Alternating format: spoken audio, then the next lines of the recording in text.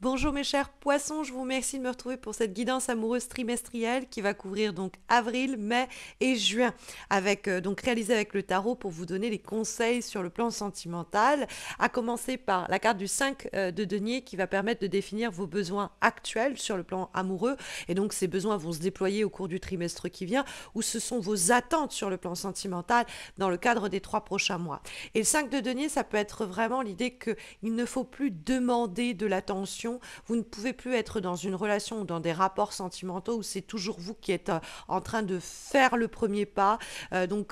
C'est-à-dire que si vous êtes célibataire, par exemple, et que à chaque fois qu'il y a quelqu'un qui vous intéresse, c'est vous qui devez relancer la personne ou c'est vous qui devez aller vers la personne, qu'on vous envoie jamais aucun signaux, il va falloir que ça change. Il va falloir que vous sentiez désiré et que vous donniez des chances aux personnes qui essayent d'aller vers vous plutôt que l'inverse. Dans le cas d'une situation déjà en cours, quelqu'un que vous convoitez, quelqu'un avec qui vous êtes en relation, il peut avoir aussi cette idée que ce n'est pas toujours à vous de devoir enrichir les rapports. Il faut que l'autre vienne donner de façon équitable aussi, et qu'il y a peut-être besoin de se retirer d'une situation affective où c'est toujours nous qui sommes en train presque de faire l'aumône. Alors la mendicité c'est un terme fort, mais ce que je veux dire c'est toujours nous qui tendons la main pour bien viens on se voit, viens on fait ceci. On est toujours en train de faire le dos rond sur des situations où c'est nous qui consentons à ceci ou consentons à cela. Et dans le cadre du couple c'est pareil. Le 5 de denier ça peut être ce n'est pas toujours à moi de devoir être à l'origine de projets, de construction, d'enrichissement, etc. Dans une situation qui s'appauvrit, c'est l'idée de ne pas la tolérer, et c'est aussi d'avoir besoin que les autres s'ouvrent plus à vous, mais ça marche aussi pour vous. C'est-à-dire qu'il faut savoir s'ouvrir dans une relation à l'autre, dire ses besoins, dire ses attentes, les formuler clairement. Parce que le 5 de denier, c'est une situation où, effectivement, où on peut être un peu responsable de pas faire connaître ses besoins et après être un peu triste de voir que les autres ne font pas attention aux besoins qui sont les nôtres, mais parce qu'on ne les a pas signifiés ou signalés. Donc autant on vous dit qu'il ne faut pas aller gratter l'attention des gens, que c'est pas à vous de relancer les personnes sur certains sujets pour se voir, pour se rencontrer, mais quand vous le faites-le bien, c'est-à-dire ne vous cachez pas derrière votre petit doigt, dites les choses clairement et n'acceptez pas moins que ce dont vous avez besoin. Ça, c'est aussi cette idée que ne laissez pas une situation s'appauvrir, n'acceptez pas des relations qui sont en deçà de vos attentes. Il y a effectivement avec la carte du 5 de denier l'idée que vous aussi, vous avez droit à une relation, à une vie amoureuse riche et qu'il faut vous tourner vers des personnes qui sont en capacité de vous les octroyer. Et que si on vous laisse, on le verra un peu trop dans le silence ou un peu trop dans l'attente, il vaut mieux se détourner de ces schémas relationnels-là ou de ces personnes-là, voire mettre peut-être la relation en stand-by si besoin est. Je vous dis ça parce qu'on trouve la carte du 4 d'épée qui va cette fois-ci permettre de désigner les besoins de l'autre avec un grand A, c'est-à-dire votre partenaire actuel, la personne avec laquelle vous êtes en relation, la personne que vous désirez ou celle que vous allez rencontrer. Et le 4 d'épée, c'est quelqu'un qui a besoin de silence, qui a besoin de s'occuper de ses projets par ailleurs, professionnels, etc., familiaux, et qui vous laisse un peu sur la touche. Alors, le 4 d'épée, ça peut être un temps que l'on accorde à l'autre, sans avoir à les frapper à la porte en disant oh, s'il te plaît, j'aimerais bien qu'on parle, j'aimerais bien qu'on se voit, ou essayer d'aborder quelqu'un et de voir qu'il n'y a pas de réponse, quoi, de pas insister du coup, parce que peut-être que la personne elle est juste pas disponible à ce moment-là, elle a pas la tête à ça, elle a d'autres problèmes qui l'encombrent, elle a trop la tête sous l'eau, et du coup vous pâtissez d'un silence qui n'est pas de votre fait, qui n'est pas lié à la relation naissante ou en cours ou celle qu'on convoite, mais qui est plutôt du fait de la vie que vous ignorez, des problèmes et des enjeux qui concernent l'autre et dont vous n'avez pas connaissance et conscience. Donc, ne vous mettez pas dans une situation où vous réclamez, quémandez l'attention alors que la personne ne vous la fournit pas parce qu'elle n'est pas en capacité de la fournir. Donc, laissez-la un peu faire un peu ce qu'elle a à faire, et si elle est silencieuse, profitez de ce temps mort pour peut-être vous occuper de vous, vous recentrer sur vous. Le 4 d'épée, ça peut être aussi quelqu'un qui a besoin d'un break, qui a besoin d'une pause. Il faut l'accepter.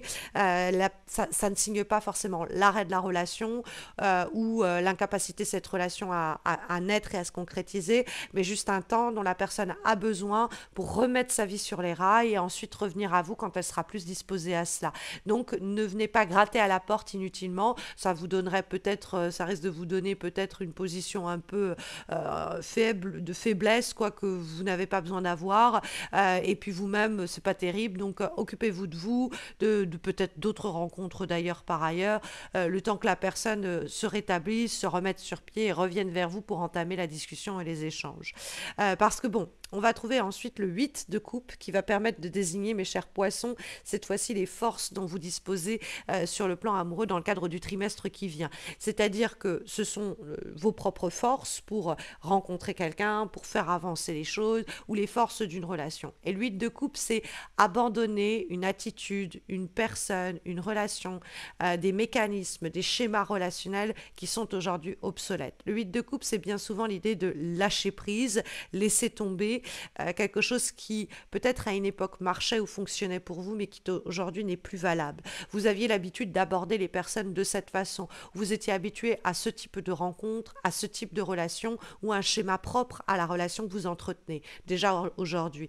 Et le 8 de coupe nous dit qu'il y a quelque chose qui doit être révolu.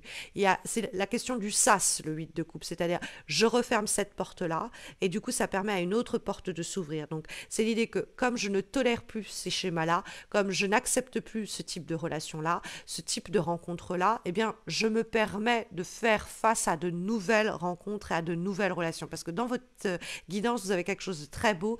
Vous avez le 8 et le 9 de coupe. Et le 8 de coupe, c'est j'abandonne ces 8 coupes qui ne me conviennent plus pour aller chercher la 9e qui va me combler. Et en fait, on vous dit qu'il y a quelque chose que vous acceptez, que vous maintenez, que vous tolérez, qui n'est plus possible, que vous devez laisser derrière vous. Vous devez vous métamorphoser, transformer vos habitudes, fermer cette porte-là pour qu'il y ait une autre porte qui s'ouvre au sein de votre relation, avec une personne que vous convoitez ou que vous fréquentez, voire dans le cadre de nouvelles rencontres. C'est-à-dire que vous aviez l'habitude de passer tout le temps par des sites de rencontres pour faire des rencontres amoureuses, et là, en fait, vous vous rendez compte que vous tombez toujours sur les mauvaises personnes. Donc, il faut remédier à cela, et vous allez passer par d'autres méthodes, d'autres façons, peut-être de sortir, de voir du monde et de rencontrer des gens dans des soirées dédiées à cela, mais sur un plan plus humain et plus concret, et pas dans des cadres plus virtuels. Je vous dis ça comme je pourrais vous dire autre chose, hein. C'est pour vraiment illustrer par un exemple concret ce que veut dire le 8 de coupe sur abandonner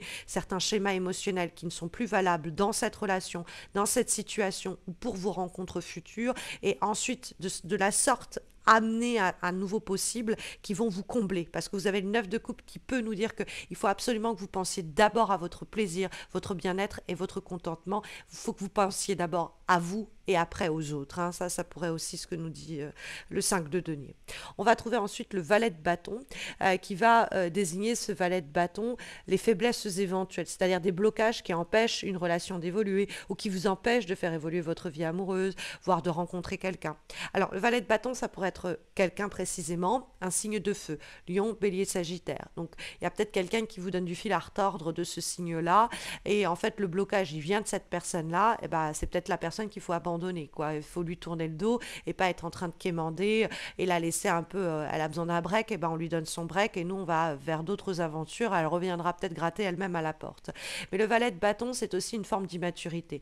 On veut ceci, on veut cela, mais on ne se donne pas les moyens. Et nous, du coup, on est assujettis à l'indécision de quelqu'un que l'on tolère ou que l'on a toléré, et on ne doit plus tolérer ça. C'est-à-dire que dans les rencontres que l'on fait, si la personne, elle est mi-figue, mi-raisin, elle souffle le chaud puis le froid, c'est allez, salut, ciao, je vais pas perdre mon temps avec toi, ça pourrait me faire perdre confiance en moi et puis me faire rater d'autres opportunités sentimentales.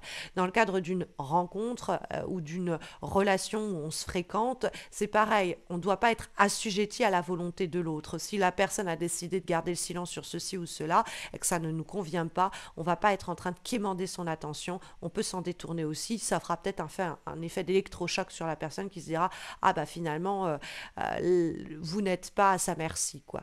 Et puis dans le cadre d'une relation déjà existante, le valet de bâton, ça peut être aussi des projets, des envies et des désirs qui sont chez vous très forts et très présents, et puis l'autre à chaque fois vous dit on verra, on verra, on verra. Et à un moment peut-être on va dire bah écoute, je te laisse le temps de réfléchir, t'as un mois si tu veux pour réfléchir, mais au bout de ce mois, je dois avoir ma décision ou ma réponse, sinon, bah, j'abandonne, quoi. Soit sur ce projet, soit j'abandonne avec toi. C'est aussi possible. Parce que on a le 6 de coupe qui apparaît en guise cette fois-ci de potentialité d'évolution pour votre vie sentimentale, pour une relation donnée. Et le 6 de coupe, c'est la répétition sans variation. Je l'appelle le disque rayé. C'est-à-dire c'est une situation qui se répète, qu'on maintient, une sensation désagréable de déjà vu et dont on est aussi responsable. Et à laquelle on doit remédier. Je ne tolère plus que ce schéma relationnel se reproduise avec quelqu'un en particulier ou dans ma vie sentimentale. Et donc, si j'ai toujours les mêmes problématiques sentimentales avec différentes pourtant personnes que je rencontre, le point commun entre ces situations, c'est moi. Donc, il faut que j'essaye de comprendre qu'est-ce que je mets en place et qui continue à reproduire des situations qui ne sont pas source de mon épanouissement. Le 6 de coupe, c'est il y a un point commun avec le 8 de coupe, c'est que j'arrête de maintenir des situations qui n'avancent pas, c'est vraiment qui moulinent. Je ne suis plus responsable de cette situation. Je tire un trait sur ce passé qui est révolu et je m'offre du coup un terrain vierge à explorer, à exploiter. Je brise ces schémas relationnels dans une relation donnée. Je ne laisse pas quelqu'un que je fréquente maintenir un schéma relationnel qui me fait plus de mal que de bien. Et dans le cadre des relations nouvelles que je fais, des rencontres que je fais, je vais essayer de casser le schéma qui était le mien jusqu'à présent. Je vais me tourner vers d'autres personnalités, d'autres types de rencontres ou d'autres méthodes et moyens de rencontre. On va ensuite trouver comme dernier conseil pour ce trimestre à venir amoureux la carte du 9 de coupe qui, je vous disais, répond très, très poétiquement au 8 de coupe. Là, c'est vraiment le conseil que nous donnent les cartes pour le trimestre qui vient. Et le 9 de coupe, c'est penser à votre plaisir avant tout. On peut dire que des fois, le 9 de coupe est un égoïste dans le sens où il pense d'abord à ses besoins au-delà des besoins des autres. Hein. C'est ses besoins immédiats sur le plan affectif. Mais là, c'est le conseil qui vous est donné. On vous dit que c'est pas parce que l'autre a besoin de ceci ou que les autres ont besoin de cela qu'on va faire l'impasse sur nos propres besoins. On est un peu, vous savez, comme on dit dans l'avion, quand les masques à oxygène tombent, vous mettez d'abord le vôtre et ensuite vous occupez des gens à côté pour qu'ils mettent leur propre masque à oxygène. Ben là, c'est un peu cette idée-là avec le 9 de coupe. C'est vous pensez d'abord à vos besoins, vous pensez d'abord à contenter vos désirs et vos envies, et puis après, vous voyez ceux des autres. Donc, on vous demande d'être un peu comme centré et un peu nombriliste, on va dire, sur le trimestre qui vient sur le plan amoureux, de quoi j'ai besoin pour m'épanouir, de quoi j'ai besoin pour être heureuse et ou heureux, et tout ce qui ne convient pas ou ne convient plus, c'est exit, c'est dehors, ça dégage, c'est évacué, c'est abandonné, parce que le 8 de coupe nous confirme qu'une porte doit être fermée pour qu'une autre s'ouvre et qu'elle puisse vous apporter le plaisir, le contentement dont vous avez besoin et qui est donc à portée de main. Mais il y a une sorte de routine ou de schéma répétitif auquel on doit remédier. Alors, lié à peut-être quelqu'un en particulier ou à des schémas relationnels qu'on a mis en place ou à des types de rencontres que l'on fait, qu'il faut qu'on regarde en face. Hein, ces situations qui nous mettent un peu en difficulté et auxquelles on doit remédier pour s'accomplir et s'épanouir. C'est à portée de main pour le trimestre amoureux qui vient, mes chers poissons. En tout cas, ce sont les conseils et recommandations pour ce mois d'avril, de mai et de juin sur le plan sentimental. Alors, vous avez été très nombreuses, et je le souligne, nombreuses, à me demander que je remette en place ces guidances amoureuses trimestrielles. Donc, je l'ai fait, mais pour me soutenir et m'encourager, eh bien, voire peut-être même me remercier, vous pouvez laisser un commentaire pour me dire comment ça résonne ou pour simplement me motiver à refaire des horoscopes trimestriels en juin.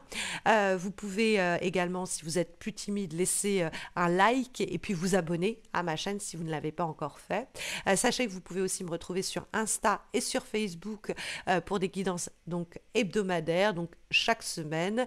Et puis on se retrouve tous les mois autour des horoscopes évidemment mensuels sur ma chaîne YouTube. Et puis si vous avez besoin d'un tirage personnalisé, d'une consultation en direct, de vous former au tarot ou même de suivre une thérapie psychomagique, n'hésitez pas à consulter mon site missmojorising.com. Je vous souhaite à tous et à toutes mes chers poissons de très belles semaines à venir. J'espère vous retrouver très vite. D'ici là, prenez bien soin de vous.